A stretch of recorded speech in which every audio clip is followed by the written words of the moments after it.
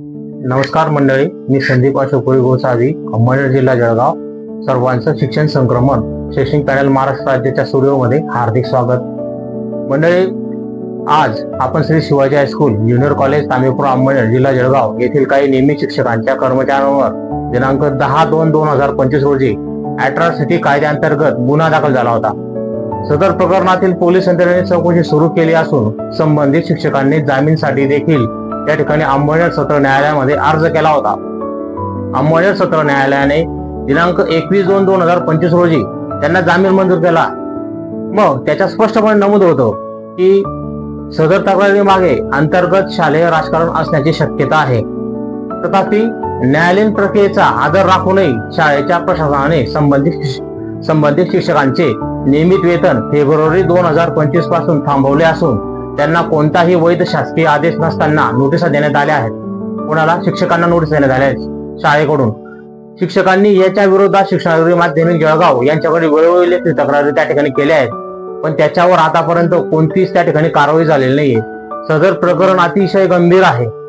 मग वरील प्रकारामुळे शिक्षकांचं आर्थिक असेल, मानसिक असेल, सामाजिक असेल नुकसान झालं आहे. ही बाब प्रशासकीय दुर्लक्षाची त्या ठिकाणी ठरत आहे. यावर त्वरित चौकशी त्या ठिकाणी होणं महत्वाचं आहे. संबंधित शाळा प्रशासन असेल, शिक्षणाधिकाऱ्यांवर सुद्धा त्या ठिकाणी आवश्यक प्रशासकीय कारवाई व्हावी अशी विनंती या निवेदनाद्वारे मी सर्व शिक्षकांच्या माध्यमातून आपल्या समोर येत आहे. श्री शिवाजी हायस्कूल अंमळनेर, तालुका अंमळनेर, जिल्हा जळगाव येथील काही नियमित शिक्षकांवर त्या ठिकाणी दिनांक 10 फेब्रुवारी 2025 रोजी अनुसूचित जाती आणि जमाती अत्याचार प्रतिबंध कायद्यान्वये गुन्हा नोंदण्यात आला होता. सदर गुन्ह्यामध्ये संबंधित शिक्षकांनी न्यायालयीन प्रक्रियेचे पालन करत अंमळनेर सत्र न्यायालयात जामीनसाठी अर्ज केला त्या ठिकाणी होता. मान्य सत्र न्यायालयाने दिनांक 21 फेब्रुवारी 2025 रोजी त्या शिक्षकांना जामीन मंजूर केला. न्यायालयाच्या आदेशामध्ये स्पष्टपणे नमूद होतं की सदर गुन्हा शालेय अंतर्गत वादातून प्रेरित असण्याची त्या ठिकाणी शक्यता आहे. शिक्षकांना दोषी ठरवण्या इतका कोणताही पुरावा त्या ठिकाणी सत्र न्यायालयात सादर झालेला नाही. अशा परिस्थितीमध्ये शिक्षण संस्थेने या शिक्षकांवर कोणतीही प्रशासकीय शिक्षा करण्याआधी उचित चौकशी करणे आवश्यक होतं. तथापि शाळेच्या प्रशासनाने कोणतीही चौकशी न करता आणि कोणत्याही वैध शासन आदेशाशिवाय संबंधित शिक्षकांचे फेब्रुवारी 2025 पासून वेतन रोखलं आहे व त्यांना बेकायदेशीर त्या ठिकाणी नोटिसा त्या ठिकाणी पाठवल्या आहेत. आणि त्या बेकायदेशीर नोटिसा पाठवून त्यांचं मानसिक संतुलन त्या ठिकाणी त्यांना मानसिक त्रास त्या ठिकाणी दिला जातो आहे. त्याच्यामुळे शिक्षकांना सामाजिक, आर्थिक आणि मानसिक त्रास सहन करावा लागत आहे. सदर प्रकार हा अतिशय अन्यायकारक नाही तर शासकीय सेवा शिक्षण विभागाच्या परिपत्रक तसेच न्यायालयीन आदेशांचे सरळ त्या ठिकाणी उल्लंघन करत आहे. विशेष म्हणजे संबंधित शिक्षकांनी ही बाब लेखी तक्रारीद्वारे शिक्षणाधिकारी माध्यमिक जळगाव यांच्याकडे सादर केली, पण त्यांनी त्याच्याकडे दुर्लक्ष करण्यात आले आहे. त्यामुळे वरिष्ठ पातळीवर त्या ठिकाणी दायित्व भंगाचे चित्र त्या ठिकाणी दिसून येत आहे. मग सदरील संपूर्ण प्रकरणातून हे स्पष्ट होतं की शाळेतील अंतर्गत राजकारण असेल, वाद असतील आणि अधिकाराचा दुरुपयोग असेल, त्याच्यामुळे निष्पाप शिक्षकांवर अन्याय होत आहे. यावर तातडीने न्यायधिष्ठित आणि प्रशासकीय हस्तक्षेप होणं त्या ठिकाणी आवश्यक आहे. मग त्या ठिकाणी आपण म्हणतो की एवढा त्या ठिकाणी अत्याचार होतोय, मग त्या ठिकाणी वरिष्ठांकडून दखल का घेतली जात नाही, प्रशासनाकडून दखल का घेतली जात नाही आहे.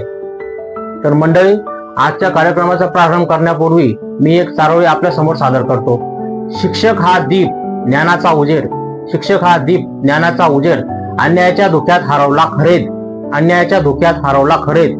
न्यायाची मागणी आहे फक्त खरी, न्यायाची मागणी आहे फक्त खरी. दुराचारी व्यवस्थेवर नको कृपा तरी, दुराचारी व्यवस्थेवर नको कृपा तरी. मंडळी, आज मी जो आज सांगितलेला मुद्दा आहे त्याच्यावर त्या ठिकाणी आपण सविस्तर स्क्रीनवर या ठिकाणी माहिती पाहणार आहे. आपल्याला समोर स्क्रीनवर दिसत आहे या ठिकाणी Shri Shivaji high school junior college Tambepur Amalner येथील शिक्षकांवरील अॅट्रॉसिटी गुन्हा, न्यायालयीन कारवाई आणि शालेय प्रशासनाच्या त्या ठिकाणी बेकायदेशीर कारवाईविषयी स्पष्ट मुद्दे त्या ठिकाणी माहिती सादर करण्यात आलेली आहे. विषय असा आहे की श्री शिवाजी हायस्कूल अंमळनेर, जिल्हा जळगाव येथील शिक्षकांवरील अॅट्रॉसिटी प्रकरण, बेकायदेशीर त्या ठिकाणी वेतन थांबवणे, त्या संदर्भात त्या ठिकाणी कायदेशीर बाबी आपण या पाहणार आहोत स्क्रीनवर. बघा, त्याच्यामध्ये गुन्हा दाखल झाला होता दिनांक 10/2/2025 रोजी श्री शिवाजी हायस्कूल अंमळनेर येथील नियमित शिक्षक कर्मचारी असतील यांच्या विरुद्ध SC/ST अत्याचार प्रतिबंध कायदा अंतर्गत गुन्हा त्या ठिकाणी दाखल करण्यात आला. पुढे बघा, गुन्हा नोंदवल्यानंतर संबंधित शिक्षकांची पोलीस यंत्रणेमार्फत चौकशी सुरू झाली. शालेय प्रशासनाची त्या ठिकाणी कारवाई म्हटलं तर चौकशी सुरू असतानाच शाळेच्या पुढे बघा मुख्याध्यापकांनी संबंधित शिक्षकांचे फेब्रुवारी 2025च्या वेतन बिलातून नावच वगळले. त्यांना बेकायदेशीर त्या ठिकाणी नोटिसा बजावल्या. शालेय प्रशासनाने नोटिसा बजावल्या, वेतन थांबवले, जे शिक्षण विभागाच्या नियमानुसार अन्यायकारक आहे, बेकायदेशीर आहे. तर याच्यामध्ये 3 नंबरचा मुद्दा येतो बघा, न्यायालयीन कारवाई. संबंधित शिक्षकांनी अंमळनेर सत्र न्यायालयामध्ये त्या ठिकाणी जामिनकीसाठी अर्ज केला. त्याच्यानंतर पुढे दिनांक 21/2/2025 रोजी न्यायालयाने तो जामीन मंजुरी केला त्या शिक्षकांचा. न्यायालयाने त्या ठिकाणी स्पष्टपणे नमूद केलं की गुन्ह्याच्या तक्रारी मागे शालेय अंतर्गत राजकारण त्या ठिकाणी असल्याचा संभाव्य हेतू त्या ठिकाणी त्यांनी स्पष्ट केला आहे. त्यामुळे त्या ठिकाणी शिक्षकांना जामीन देण्यात येत आहे असं त्यांनी म्हटलंय. आता मुख्याध्यापकांची बेकायदेशीर कारवाई कोणती आहे त्या संदर्भात बघा, जामीन मिळाल्यानंतरही शाळेच्या मुख्याध्यापकांनी वेतन बिलात संबंधित शिक्षकांची नावे समाविष्ट केलेली नाहीत. फार मोठं गंभीर प्रकरण मंडळी. शिक्षण विभागाच्या नियमानुसार मुख्याध्यापक किंवा शाळा प्रशासनाला शिक्षणाधिकाऱ्यांच्या परवानगीशिवाय अशा प्रकारे वेतन रोखण्याचा कोणताही अधिकार नाही. सगळ्यात महत्वाचा मुद्दा येतोय बघा. याच्यामध्ये कायदेशीर आणि प्रशासनिक उपाययोजना बघा त्याच्यात काय म्हटली.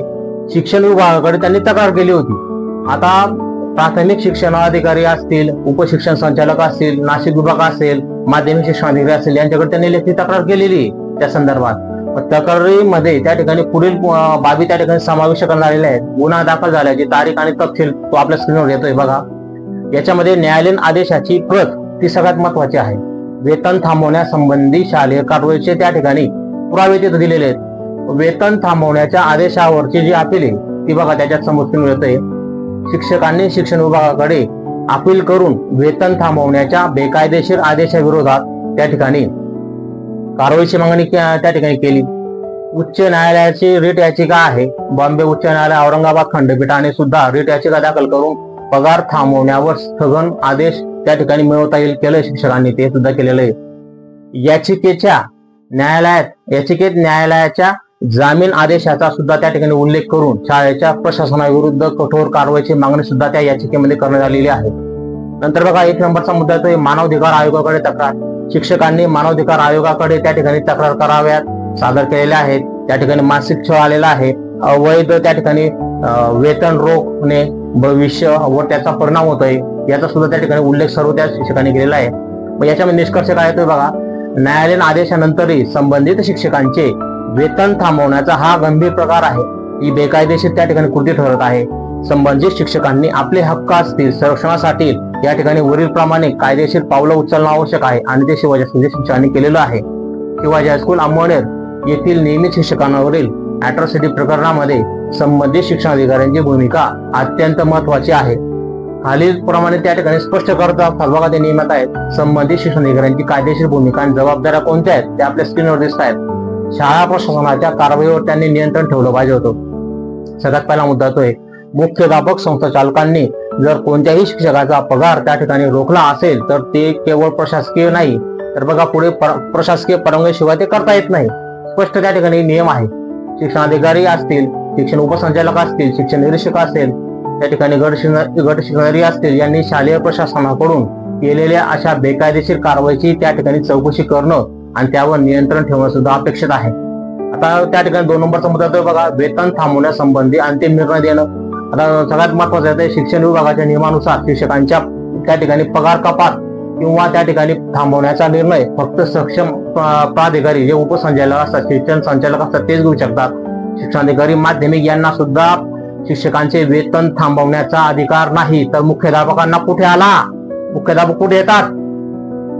बघा त्यामुळे शिक्षणाधिकाऱ्यांनी तपास करून जर पगार थांबवण्याची त्या ठिकाणी कारवाई बेकायदेशीर वाटत असेल तर त्यांनी तात्काळ त्या ठिकाणी त्या शिक्षकांचं वेतन पुनर्संचलित करण्याचा त्या ठिकाणी त्यांनी निर्देश द्यायला पाहिजे. नंतर 3 नंबरचा मुद्दा तो बघा जामीन मिळालेल्या शिक्षकांना सेवेत कायम ठेवणे. सगळ्यात महत्वाचं आहे जेव्हा न्यायालयाने संबंधित शिक्षकांना त्या ठिकाणी जामीन मंजूर केला आहे तेव्हा शिक्षणाधिकारी हे मान्य करतात की त्या शिक्षकांविरुद्ध अद्याप कोणतीही शिक्षा त्या ठिकाणी झालेली नाही. मग त्यामुळे त्यांना सेवेतून दूर ठेवणं किंवा वेतन थांबवणं हा काय प्रशासकीय अन्याय आहे त्या ठिकाणी. शिक्षणाधिकाऱ्यांनी या संदर्भामध्ये मुख्याध्यापकांच्या वागणुकीची चौकशी करून योग्य ती त्या ठिकाणी कारवाई सुचवणे आणि आदेश देणे त्या ठिकाणी आवश्यक आहे. नंतर बघा पुढे मुद्दा येतोय शिक्षकांच्या मूलभूत हक्कांचं संरक्षण. 4 नंबरचा मुद्दा होतोय शिक्षक हे शासकीय सेवेत असल्यामुळे त्यांच्या अधिकारांचं संरक्षण करणं हे शिक्षण विभागाचं त्या ठिकाणी कर्तव्य आहे. शिक्षणाधिकारी यांनी शिक्षण हक्क असतील, सेवा संरक्षण वेतन असेल, प्रतिष्ठेचा त्या ठिकाणी विचार करायला हवा. शिक्षकांचा त्यांना न्याय मिळवून देणं महत्वाचं आहे, हे अपेक्षित आहे. शिक्षणाधिकाऱ्यांकडून अपेक्षित त्या ठिकाणी उपाययोजना करणं महत्वाचं आहे. तर बघा याच्यामध्ये येतोय मुद्दा बघा उपकार्यवाही. शाळेच्या कारवाईची लेखी त्या ठिकाणी स्पष्टीकरण त्यांनी मागवलं पाहिजे. चौकशी समिती या संदर्भात गठीत केली पाहिजे. वेतन पुनर्संचलन असेल, संबंधित शिक्षकांचं थांबवलेलं वेतन असेल ते मंजूर करणं महत्वाचं आहे. मुख्याध्यापकावर कारवाई नियमानुसार त्या ठिकाणी शिस्तभंग कारवाईचा प्रस्ताव सुद्धा त्या शिक्षणाधिकाऱ्यांनी सादर केला पाहिजे. शिक्षकांना संरक्षक सेवा संरक्षणाचे अधिकार त्या ठिकाणी लागू करून त्या ठिकाणी मानसिक त्रास त्या ठिकाणी त्या शिक्षकांना टाळला पाहिजे. शासनाचा अहवाल सादर करणं, संपूर्ण प्रकरणाचा जो रिपोर्ट आहे तो वरिष्ठ अधिकाऱ्यांना देणं हे सुद्धा शिक्षणाधिकाऱ्यांचं काम आहे. याच्यामधून आपण एक निष्कर्ष काढू शकतो, संबंधित शिक्षणाधिकारी हे या प्रकरणामध्ये न्याय हस्तक्षेपकर्ता आहे. त्यांची भूमिका ही न्याय असेल, संरक्षण असेल, तटस्थ चौकशी असेल त्या ठिकाणी त्यांनी त्या ठिकाणी कारवाई केली पाहिजे. शिक्षकांवर अन्याय होत असेल तर त्यांना ताबडतोब त्यांनी दखल घेतली पाहिजे. पुढे बघा त्या ठिकाणी दखल घेऊन तिथे दुरुस्ती केली पाहिजे. शिक्षणाधिकारी यांची नैतिक आणि कायदेशीर जबाबदारी सुद्धा त्या ठिकाणी ती आहे. तर याच्या संदर्भामध्ये शासन निर्णय येतोय बघा. वेतन थांबवण्यासंबंधी शासन निर्णय महाराष्ट्र शालेय शिक्षण विभागाच्या ऑनलाईन विभागात दिलेला आहे. 21 ऑक्टोबर 2022 चा त्या ठिकाणी जारी केला शासन निर्णय. शिक्षकांचं वेतन थांबवण्याचा निर्णय केवळ कोण घेईल? फक्त सक्षम प्राधिकाऱ्यांच्या परवानगीनेच तो घेता येतो. या निर्णयामध्ये या ठिकाणी अपंग एकात्मक शिक्षण योजना असेल, त्याच्यामध्ये शिक्षकांचं थकीत वेतन असेल ते अदा करण्यासंदर्भात सुद्धा त्या ठिकाणी निर्णय दिलेले आहेत. पुढे बघा याचा संदर्भ येतो स्क्रीनवर बघा. या निर्णयानुसार शिक्षकांचं वेतन थांबवण्याची कारवाई कोण करेल? शिक्षण विभागाच्या नियमावलीनुसार त्या ठिकाणी बेकायदेशीर आहे. जर ती सक्षम प्राधिकरणाच्या परवानगीशिवाय केली गेली असेल तर त्या ठिकाणी ही चुकीची ती त्या ठिकाणी योग्य ठरेल. कारण की सक्षम प्राधिकाऱ्याच्या परवानगी त्याच्यामध्ये सगळ्यात महत्वाची आहे. बघा त्याच्यामध्ये न्यायालयीन आदेश सुद्धा आलेले आहेत. जामीन मंजुरी बाबतची सत्र आहे त्याच्यामध्ये न्यायालयाचा आदेश आहे. संबंधित शिक्षकांनी अंमळनेर सत्र न्यायालयामध्ये त्या ठिकाणी जामिनतेसाठी अर्ज केला होता. कोणती तारीख होती? 21/2/2025 रोजी न्यायालयाने त्यांना निर्णय दिला, जामीन मंजूर केला 21/2/2025 रोजी. त्या आदेशामध्ये न्यायालयाने त्या ठिकाणी म्हटलंय अंतर्गत शालेय राजकारणाचा त्याच्यात उल्लेख केलेला आहे.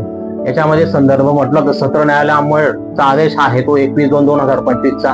या आदेशाने न्यायालयाने स्पष्टपणे नमूद केले की गुन्ह्याच्या तक्रारीमागे शालेय अंतर्गत राजकारण असल्याचा संभाव्य हेतू त्याच्यामध्ये आहे, त्यामुळे त्या ठिकाणी जामीन देण्यात येत आहे असं म्हटलं आहे. आता शिक्षकांचं वेतन थांबवणं हे शिक्षण विभागाच्या नियमानुसार त्या ठिकाणी बेकायदेशीर आहे. जर ती सक्षम प्राधिकरणाच्या परवानगीशिवाय केली गेली असेल, न्यायालयाने संबंधित शिक्षकांना जामीन मंजूर केला असून त्यांच्यावर कोणतीही न्यायालयाने त्या ठिकाणी शिक्षा ठोठावलेली नाही त्या शिक्षकांना. पुढे बघा शिक्षण विभागाचे जे संबंधित अधिकाऱ्यांनी या प्रकरणाची चौकशी करून शिक्षकांचं वेतन त्या ठिकाणी पुनर्संचलित करण्याचे निर्देश त्या ठिकाणी द्यावेत. आता बघा इथं येतो श्री शिवाजी हायस्कूल अंमळनेर येथील शिक्षकांवरील अॅट्रॉसिटी गुन्हा आणि त्यानंतर शाळा प्रशासनाने केलेल्या बेकायदेशीर वेतन थांबवणीच्या बाबत असेल त्यांच्या पार्श्वभूमीवर शिक्षण संचालक यांची भूमिका सुद्धा त्या ठिकाणी अत्यंत महत्वाची आणि जबाबदारीची आहे. पुढे बघा शिक्षण उपसंचालक यांची भूमिका मध्ये स्वरूपात मांडली आहे. पुढे तपास आणि सत्यतांची पडताळणी शिक्षण उपसंचालकांनी करावी. संबंधित शिक्षकांवर गुन्हा दाखल झाल्यानंतर शिक्षकांच्या सेवा सर्तीचा त्या ठिकाणी आधार घेतला पाहिजे. त्याच्यानंतर उच्च न्यायालयाच्या आदेशांचा सुद्धा त्या ठिकाणी विचार केला पाहिजे. सर्व माहिती त्यांनी ती गोळा केली गेली पाहिजे. अंमळनेर सत्र न्यायालयाचा निकाल असेल जामीनकी संदर्भात त्याचा सुद्धा त्या ठिकाणी विचार झाला पाहिजे. अॅट्रॉसिटी कायद्याने गुन्हा दाखल झाला असला तरी शिक्षकांना दोषी ठरवण्यापूर्वी त्यांचं त्या ठिकाणी मूलभूत हक्क त्या ठिकाणी अबाधित ठेवणं आवश्यक आहे. 2 नंबरचा मुद्दा तर स्क्रीनवर बेकायदेशीर वेतन थांबवण्यावर त्या ठिकाणी कारवाई केली पाहिजे. आता उपसंचालकांनी या संदर्भामध्ये पूर्व परवानगी न घेता शिक्षकांचे फेब्रुवारी 2025 चे वेतन थांबवले ही सेवा नियमानुसार काय हे बेकायदेशीर आहे. अशा प्रकारामध्ये उपसंचालकांनी वेतन थांबवण्याच्या प्रक्रियेची त्या ठिकाणी वैधता त्या ठिकाणी तपासली पाहिजे. जर ती बेकायदेशीर आढळली तर त्या ठिकाणी संबंधित शिक्षकांचं वेतन त्या ठिकाणी त्वरित पुनर्संचलित करण्याचे आदेश त्यांना दिले पाहिजे. कारण की फेब्रुवारीचं बिल हे इन्कम टॅक्सचं बिल होतं त्या निमित्त कर्मचाऱ्यांचं आणि त्यांनी हेतू पुरस्कार त्या नियमित कर्मचाऱ्यांना हेतुपुरस्सर त्रास देण्यासाठी ते बिल थांबवलं आहे. त्यांचं नाव त्या ठिकाणी दिले गेले नाहीत. तर न्यायालयीन आदेशांचा सन्मान सुद्धा त्या ठिकाणी महत्वाचा आहे. संबंधित शिक्षकांना न्यायालयाने 21/2/2025 रोजी जामीन मंजूर केला होता. त्यात न्यायालयाने अंतर्गत शालेय राजकारणाचा उल्लेख केलेला आहे. आता शिक्षण संचालक उपसंचालकांनी न्यायालयाच्या या निरीक्षणाचा आदर करून शिक्षक विरोधातील प्रशासनाची कारवाई त्या ठिकाणी फेरतपासणी करणं महत्वाचं आहे. त्याच्यानंतर बघा, शिक्षकांचे सेवा संरक्षण असतील आणि न्याय असेल, 4 नंबरचा मुद्दा येतो बघा स्क्रीनवर. याच्यामध्ये शिक्षक हे सरकारी मान्यताप्राप्त संस्थेत काम करतात. त्याच्यामुळे त्यांची सेवा सुरक्षा असेल, वेतन असेल, त्यांची प्रतिष्ठा असेल आणि त्यांचे मूलभूत अधिकार असेल यांचे संरक्षण करणं ही उपसंचालकांची सुद्धा त्या ठिकाणी जबाबदारी आहे.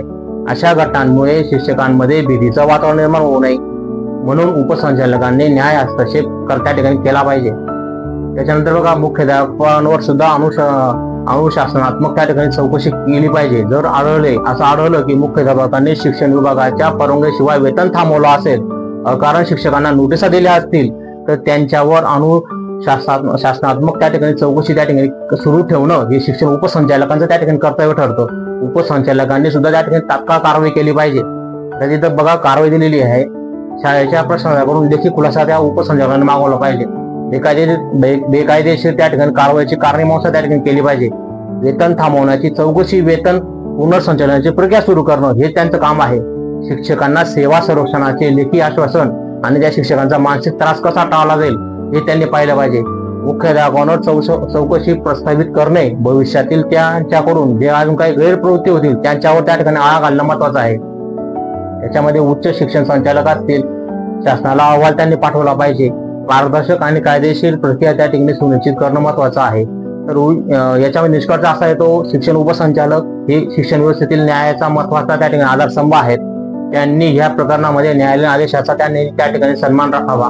शिक्षकांचे हक्क असतील व प्रतिष्ठा असेल या संबंधित त्यांनी त्या ठिकाणी ती अबाधित ठेवावी. त्याच्यानंतर बघा, पुढे मुद्दा येतो आहे शाळा प्रशासनाने केलेल्या बेकायदेशीर कृतीवर त्या ठिकाणी तात्काळ आणि कठोर कारवाई त्या ठिकाणी झाली पाहिजे. जर संबंधित शिक्षकांनी लेखी तक्रारी सादर केल्यानंतरही शिक्षणाधिकारी माध्यमिक जळगाव यांनी त्या प्रकरणामध्ये दुर्लक्ष केलं असेल तर ते एक गंभीर प्रशासकीय त्या ठिकाणी दुर्लक्ष आहे. म्हणून त्या ठिकाणी म्हटलं जातं की कायदेशीर प्रशासकीय कारवाई करणं त्या ठिकाणी शक्य आहे, तरी सुद्धा त्या ठिकाणी शिक्षणाधिकारी माध्यम यांच्याकडून कुठल्याच प्रकारची ठोस कारवाई होत नाही. शिक्षणाधिकारी यांच्या दुर्लक्षाबाबत सुद्धा संभाव्य कारवाई आहे, कारण की त्यांनी दायित्वाचा भंग केला आहे. 1 नंबरचा मुद्दा तो आहे. शिक्षकांना लेखी तक्रारी करूनही त्यावर चौकशी न करणे, प्रतिसाद न देणे किंवा कोणतीही कारवाई न करणे हे सरकारी कर्मचाऱ्यांच्या सेवा नियमांचं त्या ठिकाणी उल्लंघन आहे. त्यामुळे तक्रारदार शिक्षकांचे मूलभूत हक्क असतील, विशेषतः सेवा संरक्षण असेल, वेतनाचा अधिकार असेल, त्यांची प्रतिष्ठा असेल, सामाजिक प्रतिष्ठा असेल, त्याची हानी होते. नंतर बघा, प्रशासकीय त्या ठिकाणी 2 नंबरचा मुद्दा प्रशासकीय पातळीवर कारवाई झाली पाहिजे. कारण की त्याच्यामध्ये आपण म्हटलं तर याच्यामध्ये स्पष्टीकरणाची मागणी शिक्षण उपसंचालक, संचालक माध्यमिक. नंतर बघा, प्राथमिक चौकशी आदेश कोण देतील, विभागीय आस्थापना अधिकारी असतील जे असेल ते, त्यांना कारणे दाखवा नोटीस शालेय शिक्षण विभाग सुद्धा त्या ठिकाणी करू शकतात. सेवा शिस्तभंग कारवाईचा त्या ठिकाणी मुद्दा येतोय. प्रस्ताव शासनाकडे त्यांनी अहवाल सादर करावा. पुढील कारवाई त्यांच्यावर व्हावी. कोणावर? माध्यम यांच्यावर. राज्य लोकसेवा आयोग असेल किंवा न्यायालयात याचिका दाखल करणे. जर प्रशासकीय दुर्लक्ष गंभीर स्वरूपाचे असेल, त्याही ज्या ऍक्टिव्हिटी आमच्याकडून होणार आहे शिवाजी शिक्षक काही शांत बसणार नाहीये. हे फार गंभीर प्रकरण आहे. आता याच्यामध्ये बघा, संदर्भ शासन निर्णय येतोय. त्याचा पहिला नियम येतोय महाराष्ट्र सिव्हिल सर्व्हिसेस नियम 1979 कलम 3 आणि कलम 10 नुसार कोणताही शासकीय अधिकारी आपले कर्तव्य त्या ठिकाणी पार पाडण्यात चुकत असेल त्याच्यावर अनुशासनात्मक कारवाई त्या ठिकाणी केली जाऊ शकते. कारण की शालेय शिक्षण विभागाचं क्रीडा विभागाचं परिपत्रक आहे. त्या ठिकाणी विभागाने वेळोवेळी असे अधिकारी असतील जे तक्रारींवर तातडीने चौकशी करून उत्तर देण्याचे त्यांना त्याच्या स्पष्ट दिले, उत्तर देण्याचे त्यांना आदेश दिलेले आहेत. तर त्यांनी तक्रारीवरून दुर्लक्ष झाल्यास तर पुढील टप्पा त्या ठिकाणी होतोय. मध्ये शिक्षण उपसंचालक येतो, नंतर विभागीय उपसंचालक येतो. यांच्यावर लेखी तक्रार केलंय शिवाजी शिक्षकांनी. त्यांना काने दावा नोटीसची मागणी आम्ही केलेली आहे. राज्य शिक्षण उपसंचालक मंत्रालयाकडे सुद्धा त्या तक्रारी गेलेल्या आहेत. त्याच्यामुळे या ठिकाणी सर्व यंत्रणा, सर्व संघटना, आताच बघा मंडळी, काल परवाच्या दिवशी शिक्षण संघटनाचे जे कर्मचारी आहेत ते त्या ठिकाणी उपोषणाला जिल्हा परिषद समोर बसलेले की शिक्षणाधिकारी माध्यमिक जळगाव हे कोणत्याच प्रकरणावर त्या ठिकाणी ठोस अशी कारवाई करत नाही. पूर्ण जिल्हा त्या ठिकाणी त्यांनी आंदोलन सोडलेलं आहे. कोणत्याच प्रकारे ते कोणाला दाद देत नाही. फार गंभीर बाबी. नंतर बघा पुढे, त्याच्यामुळे शिक्षणाधिकारी माध्यमिक जळगाव यांनी शिक्षकांच्या लेखी तक्रारीकडे दुर्लक्ष केल्यास ते प्रशासकीय अपयश त्या ठिकाणी मानलं जाऊ शकतं. त्याच्यामुळे त्यांच्यावर शिस्तभंगाची कारवाई सुद्धा त्या ठिकाणी होऊ शकते. सदर प्रकरणामध्ये वरिष्ठ अधिकाऱ्यांकडे पुनर्तक्रार त्या ठिकाणी सादर करून योग्य ती प्रशासकीय कारवाई सुरू करण्याची त्या ठिकाणी प्रक्रिया त्या ठिकाणी त्वरित त्या ठिकाणी राबवावी असं म्हटलंय. शिक्षकांना जर जामीन मिळाला असेल तरी शालेय प्रशासन त्यांचे वेतन का थांबवते? त्यामुळे कायदेशीर बाबी आहेत. कोणत्याही कर्मचाऱ्याला केवळ गुन्हा दाखल झाला म्हणून तो दोषी ठरत नाही. सगळ्यात महत्वाचं आहे, जोपर्यंत न्यायालय त्याला शिक्षा सुनावत नाही तोपर्यंत शिक्षकांना न्यायालयाने जामीन मंजूर केला आहे म्हणजे कोर्टाने त्यांना तात्पुरते त्या ठिकाणी मुक्त करून न्यायाच्या प्रक्रियेमध्ये सहभागी होण्याचा अधिकार दिलेला आहे. तर मग बघा मंडळी, पुढचा मुद्दा येतोय जामीन मंजूर होणं हे कोर्टाचा विश्वास दर्शवतं की त्या व्यक्तीने अजूनपर्यंत काहीही सिद्ध अपराध त्या ठिकाणी केलेला नाही. शासकीय सेवा नियम काय सांगतो बघा, त्या ठिकाणी महाराष्ट्र सिव्हिल सर्व्हिसेस नियम आहे 1979 नुसार केवळ गुन्हा दाखल झाला म्हणून नोकरीतील सेवा सुविधा थांबवता येत नाही. वेतन थांबवण्यासाठी विभागीय स्तरावरून सुद्धा त्या ठिकाणी लिखित निलंबित आदेश त्या ठिकाणी किंवा सेवा अडचणीचा ठोस आधार त्या ठिकाणी असावा लागतो. जामीन मिळाल्यावर शिक्षकांना नोकरी व वेतनाच्या सर्व हक्कांपासून वंचित ठेवणं पूर्णपणे बेकायदेशीर आहे. शाळा प्रशासनाचा बेकायदेशीर निर्णय येतो. शाळेच्या प्रशासनाने वरिष्ठ अधिकाऱ्यांची परवानगी न घेता फेब्रुवारी 2025 पासून संबंधित शिक्षकांचे वेतन थांबवले आहे. पुढे बघा, जे शिक्षण अधिकाराचा त्या ठिकाणी काय करतं भंग आहे, न्यायालयीन आदेशाच्या विरोधात ती त्या ठिकाणी कारवाई आहे. मानवी अधिकारांचं ते उल्लंघन देखील आहे. हे अन्यायकारक आहे का? शिक्षकांना दोषी सिद्ध झाल्याशिवाय शिक्षा का दिली जात आहे? ही दुहेरी शिक्षा आहे का? एकीकडे सामाजिक अपमान होतोय शिक्षकांचा, दुसरीकडे आर्थिक अडचण त्या ठिकाणी होते आहे. हे त्या शिक्षकांच्या मनस्वास्थ्यावर घातक परिणाम करणार आहे. शिक्षकांचा आत्मसन्मान त्या ठिकाणी डावलणारा आहे. आता इथून निष्कर्ष आपण एकच काढतो, जर शिक्षकांना जामीन मिळाला असेल तर त्यांचं वेतन थांबवणं हा सुद्धा काय अन्याय आहे. ती बेकायदेशीर, शिस्तभंग आणि मनमानी त्या ठिकाणी कारवाई आहे. शालेय प्रशासनाने संबंधित नियमांचं त्या ठिकाणी उल्लंघन केलं असून त्यांच्यावर प्रशासकीय कारवाई होणं सुद्धा त्या ठिकाणी अत्यावश्यक आहे. त्याच्यामुळे संबंधित प्रकरणाशी साधर्म्य असलेले न्यायालय निर्णय त्या ठिकाणी समोर आपल्या स्क्रीनवर दिसत आहे. बघा, मुंबईमध्ये पहिला निर्णय येतोय बघा, मुंबईतील शिक्षकांवरील अॅट्रॉसिटी प्रकरणातील निर्दोष मुक्तता झाली. 2025 प्रकरण येते, जास्त काय जुना नाहीये, आता चालूच आहे. मुंबईतील एका शाळेतील मुख्याध्यापक, पर्यवेक्षक आणि 2 शिक्षकांवर अनुसूचित जाती जमाती अत्याचार प्रतिबंध कायद्याअंतर्गत त्या ठिकाणी सहकर्मी शिक्षकांवर जातीय अत्याचार केल्याचा आरोप त्या ठिकाणी झाला होता. तर या प्रकरणामध्ये विशेष न्यायालयाने त्या ठिकाणी 11 वर्षानंतर सर्व आरोपींना त्या ठिकाणी निर्दोष मुक्त केलं आहे. न्यायालयाने नमूद केलंय की तक्रारदारांच्या जातीबद्दल कोणताही ठोस पुरावा सादर करण्यात आलेला नाही.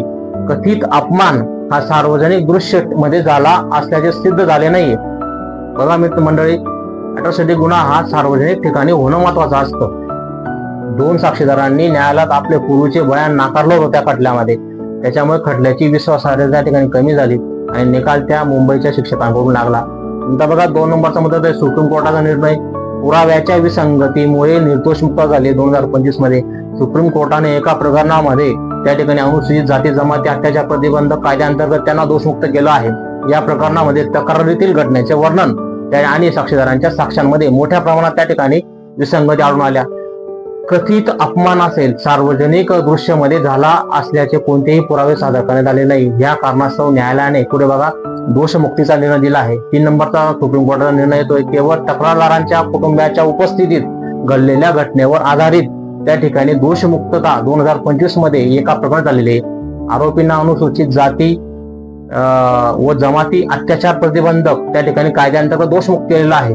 या प्रकरणात कथित अपमानाची घटना त्या ठिकाणी केवळ तक्रारदारांच्या कुटुंबाच्या उपस्थित घडल्याचं त्या ठिकाणी निष्पन्न झालं आहे, ज्याच्यामुळे सार्वजनिक दृश्य या घटकाची पूर्तता त्या ठिकाणी झालेली नाही.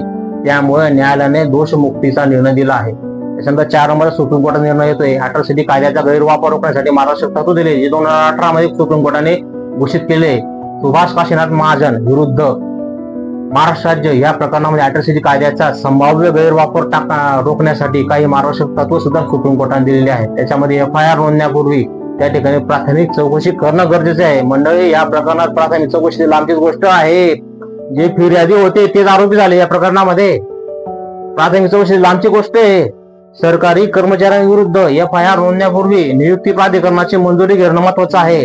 अटक करण्यापूर्वी वरिष्ठ पोलीस अधिकाऱ्यांनी ची परवानगी घेणं याचा समावेश होतो. या निर्णयामुळे अटकशील कायद्याच्या अंमलबजावणीमध्ये पारदर्शकता आणि न्याय सुनिश्चित करण्याचा प्रयत्न करण्यात आला आहे. तरी त्या सर्व मार्गदर्शक तत्वांना सुप्रीम कोर्टाच्या मार्गदर्शक तत्वांना त्या ठिकाणी छेद देण्यात आलेला आहे. वरील सर्व प्रकरणांमध्ये न्यायालयीन पुराव्याच्या अभावामुळे किंवा प्रशासकीय त्रुटींमुळे आरोपींना त्या ठिकाणी दोषमुक्त केलेला आहे. या निर्णयामधून स्पष्ट होतं की अटकशील कायद्याअंतर्गत गुन्हे नोंदवताना आणि त्याची चौकशी करताना पुराव्याची सखोल तपासणी आणि कायद्याच्या सर्व अटींचं पालन करणं अत्यावश्यक आहे. तर बघा मंडळी, एवढं आपण या ठिकाणी पाहिलं की शिक्षकांवरचा अत्याचार हा वाढतच चालला आहे शिवाजी हायस्कूलमध्ये. याला फक्त एकमेव कारण का प्रशासक बसवण्याचे आदेश शिक्षणाधिकारी माध्यमिक यांना असताना देखील त्यांनी ते आदेशची अंमलबजावणी त्या शाळेसाठी केलेली नाहीये. पूर्ण घटनाक्रम अत्यंत गंभीर आहे. व्यवस्थापन आणण्याचा स्पष्ट त्या ठिकाणी स्पष्ट नमुना आहे. अन्यायाचा स्पष्ट नमुना याच्यात आहे. शिवाजी हायस्कूल अंबड येथील नियमित शिक्षकांवरच्या कर्मचाऱ्यांवर दाखल गुन्ह्यांमध्ये संबंधित न्यायालयाने जामीन मंजूर केला. त्यांच्यावरील तक्रार ही शालेय अंतर्गत राजकारणातून प्रेरित झालेली आहे असं आपण या भागात पाहिलं. तरी देखील शाळा प्रशासनाने त्यांच्यावर दोष सिद्ध होण्याआधीच त्यांचे नियमित वेतन थांबवणं, बेकायदेशीर नोटिसा त्यांना बजावणं, त्यांना मानसिक त्रास देणं केवळ कायद्याचं उल्लंघन नाही तर शिक्षकांच्या सन्मानावर त्या ठिकाणी गदा आणणारी कृती आहे. शिक्षणाधिकारी शिक्षणाधिकारी माध्यमिक जळगाव यांच्याकडे वेळोवेळी लेखी तक्रारी त्या ठिकाणी दिलेल्या आहेत. त्यांच्याकडून कोणतीही ठोस कारवाई झाली नसल्याने प्रशासकीय पातळीवरील दुर्लक्ष त्या ठिकाणी स्पष्ट होतं. दायित्व भंग त्या ठिकाणी डायरेक्शन ऑफ ड्युटी आपण त्याला म्हणतो. तर ह्या ठिकाणी कायदेशीर आणि प्रशासकीय जबाबदारी निश्चित करणं आवश्यक आहे. शिक्षण उपसंचालकांनी अशा प्रकरणामध्ये तात्काळ हस्तक्षेप करणं महत्वाचं आहे. कारण की शाळा प्रशासनाची चौकशी करणं सुद्धा त्या ठिकाणी महत्वाचं आहे. बेकायदेशीर वेतन थांबवण्याच्या निर्णयाची चौकशी करून दोषींवर कारवाई करणं महत्वाचं आहे. शिक्षकांचे थांबवलेले वेतन त्वरित मंजूर करणं महत्वाचं आहे. अशा प्रकारची घटना पुन्हा घडू नये म्हणून मार्गदर्शक सूचना देखील देणं महत्वाचं आहे. ही त्यांची जबाबदारी ठरते. शेवटी शिक्षक हा समाजाचा पाया आहे. त्याच्यावर अन्याय करून शिक्षण व्यवस्थेचाच गाभा त्या ठिकाणी हादरतोय. हा लढा केवळ एका शिक्षकाचा नाही तर सर्वसामान्य शिक्षकांच्या सन्मानाचा आहे. त्यामुळे या प्रकरणात तात्काळ चौकशी, योग्य निर्णय आणि जबाबदार कारवाई व्हावी हाच त्या ठिकाणी न्यायाचा खरा विजय ठरेल. मंडळी, ह्या कार्यक्रमाचा समारोप करण्यापूर्वी मी एक तुमच्या समोर एक चारोळी सादर करतो. गुन्हा नाही तरी शिक्षा भोगतो, गुन्हा नाही तरी शिक्षा भोगतो. शिक्षक सन्मानासाठीच लढतो, शिक्षक हा सन्मानासाठीच लढतो. वेतन बंद, अपमान त्रास, वेतन बंद, अपमान त्रास हीच का शिक्षण संस्थेची खास मंडळी. असेच गंभीर विषय घेऊन मी पुढच्या भागामध्ये परत येईल. तोपर्यंत जय हिंद, जय महाराष्ट्र.